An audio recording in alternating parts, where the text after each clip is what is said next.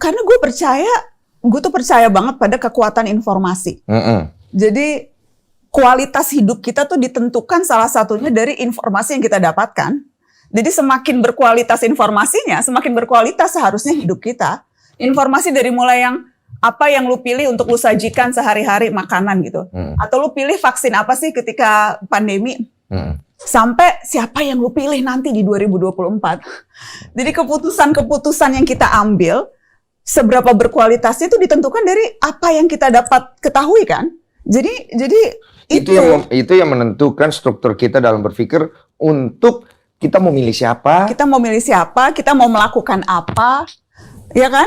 Tapi kalau aku kan isu-isu kepublikan ya. Kalau isu-isu private tuh gue selalu ya gue menghargai privacy lu gitu. Tapi kalau isu-isu kepublikan ya itu memang kayak nanya tentang anggaran gitu ya. Emang itu duit gue juga kali gue bayar pajak. Ya jelas aja gue mau tahu duitnya dipakai buat apa, ya kan? Ya, terus soal kebijakan, kenapa juga kita nggak boleh mengkritisi kebijakan yang lu ambil? Kebijakan itu kan mempengaruhi hidup gue gitu. Jadi ya wajar kalau gue kekeh nanyain soal itu. Jadi isu-isu kepublikan menurutku ya ini aja ya memang it's okay gitu. Termasuk ya itu ditolak. Nanya ini lagi tunggu nggak bisa sekarang kapan gitu. Jadi orang tuh terkadang karena mereka nggak tahu dan nggak mau cari tahu atau mereka merasa apa yang kalau informasinya dapatnya dari orang yang udah mereka nggak sukain udah berarti informasinya nggak valid gitu.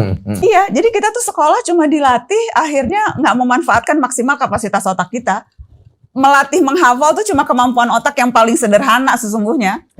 Kemampuan otak manusia itu sampai bisa menelurkan inovasi atau ide dan itu yang jarang dilatih. Jadi karena kita nggak terbiasa kritis, nggak terbiasa nanya, plus juga otak manusia tuh sebetulnya dirancang sedemikian rupa supaya lebih mudah untuk mengafirmasi informasi. Jadi untuk kita berpikir keras, mempertanyakan suatu hal atau meragukan hal itu tuh memang perlu effort besar dari otak. Kecenderungan manusia tuh punya namanya confirmation bias. Jadi kalau lu dengar sesuatu yang memang udah lu percaya atau udah lu tahu sebelumnya, lu akan dengan mudah mengiyakan tanpa mempertanyakan. Itu yang akhirnya bikin kita masuk lingkaran ini. Udah orang yang gak kritis, dapat informasi ditelan gitu aja gitu ya. Jadi makanya tadi tuh kalau udah dengar sesuatu bukannya ngecek malah oh iya bener tuh itu nggak pernah ngundang ini gitu. Udah ya kan? Kita tuh berada dalam lingkaran itu aja. Udah gitu kita ada di media sosial yang isinya tuh juga algoritmanya tuh cuma nunjukin apa yang kita suka. Kalau kita nge-like postingan satu orang, kita akan disuguhkan dengan berbagai postingan yang mirip-mirip gitu kan. Ibaratnya kalau kita udah seneng datang ke Indomaret, kita udah pokoknya taunya harga di Indomaret aja. Padahal di Alfamaret mungkin aja harganya lebih murah. Cuma kan lu kagak pernah ngeliat ke sana gitu. Kita tuh udah berada di lingkaran dunia kita sendiri. Itu tuh yang akhirnya bikin orang ya makin lama makin terpolarisasi. Yang bikin kita makin lama cuma mau dengerinnya hanya satu sisi. Sementara perlu usaha keras untuk kita ngelihat dari sisi yang lain dan itu yang nggak tapi to be fair bukan cuma pejabatnya sih. Menurut gue tuh kita juga sebagai warga negara tuh kita juga terkadang baperan, udah gitu suka gampang lupa, terlalu pemaaf dan suka iya nggak sih? Udah dibohongin berkali-kali tetap aja lu mau gitu, iya kan? Terus baper banget. Milih pejabat tuh udah kayak milih pacar. Ngapain sih udah simpen aja perasaan lu buat orang yang lu kasihi. Pejabat tuh ya lu rasional aja. Apa Pak yang lu bisa deliver? Gimana kita bisa percaya? Apa rekam jejaknya? Apa program lu? Udah straightforward aja. Kagak usah lah lu pikir-pikirin lu bawa mimpi sampai lu tangis-tangisin, sampai lu berantem sama tetangga lu siapa yang jadi pemimpin, ya kan? Iya benar. Kok merasa kata oknum tuh kata yang dipakai untuk menghindar dari tanggung jawab sih, kata oknum ya. Bagaimana maksudnya menghindar? Iya maksudku gini loh, hal-hal yang gak ngenakin ditimpakan semua pada oknum. Padahal begitu banyak oknum yang seharusnya bisa membuat institusi apapun itu melihat lebih dalam dan refleksi. Kenapa begitu banyak oknum gitu yang kemudian lahir dari institusi-institusi. Kan maksudnya itu membedakan aja. Kan kalau kita bilang. Tapi ya itu di satu sisi ya membedakan karena nggak semua. Tapi di sisi lain oknum tuh seolah-olah bukan tanggung jawab gue, itu oknum. Ngerti kan maksudku? Oh paham. Oh itu yang kamu soroti. Itu oknum. No, iya ini oknum. Tapi do something about this oknum. Jangan seolah-olah itu oknum kita nggak tanggung jawab, ngerti kan? Oh jangan bilang karena dia oknum dia bukan bagian dari kalian gitu maksudnya ya? Iya.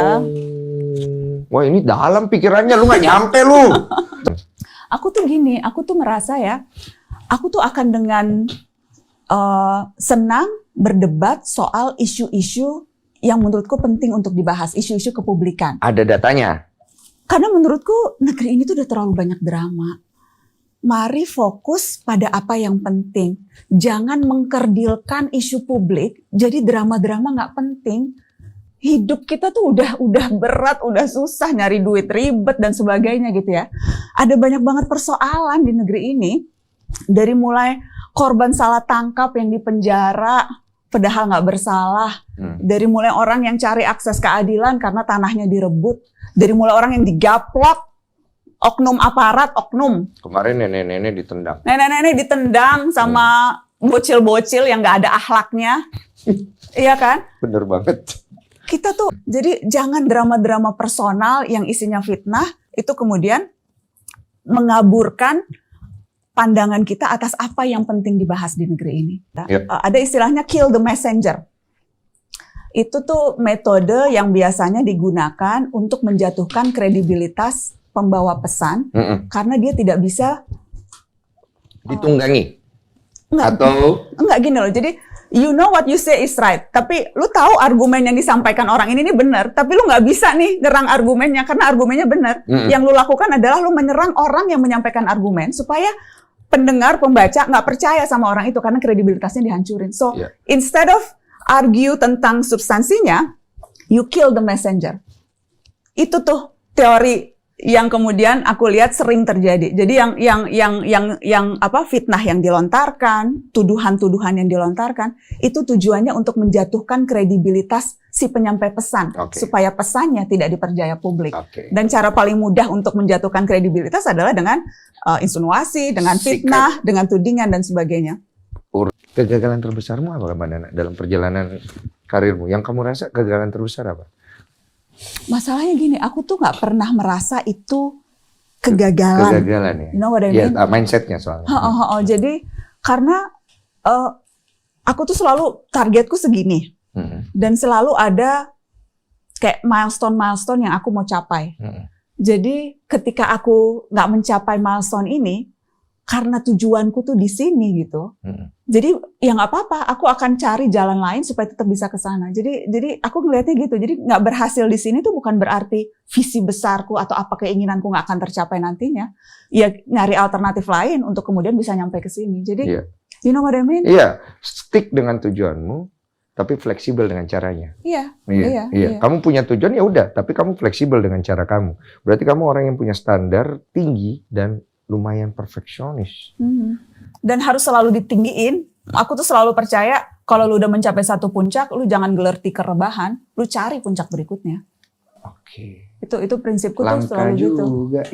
Dan itu memang akhirnya yang bisa bikin capek, yang bisa bikin lelah. Cuma jadinya lu selalu ada yang diraih, yang digapai. Jadi kalau ada tekanan, ada ini, ya that's part of the process. Tapi tujuan gue bukan melewati tekanan. Ya, of course tujuannya melewati tekanan itu. Tujuan gue ada yang lebih tinggi loh. Dan untuk mencapai ke sana ya kadang ada naik turunnya. Betul. Yang aku mau tahu Mbak Nana, dari semua pengalaman yang kamu temuin kan berarti kamu sudah overcome satu excitement ke excitement berikutnya. Pernah pasti dong ada di titik di mana lumayan bosan itu. Iya, mungkin bukan bosan ya, tapi maksudnya jenuh kah? Iya, karena kan sesungguhnya walaupun yang ketemunya orang yang berbeda, tapi sesungguhnya banyak peristiwa pengulangan di negeri ini. Iya kan? Di kehidupan ini juga. Iya kan? Dari zaman dulu-dulu. Kayak jadi nggak sama persis, tapi kayak ada rimanya gitu. Iya, ada rimanya. Wah, ini udah ilmu tinggi ya. Aduh, Bapak Quraisy Shihab, anak Anda luar biasa.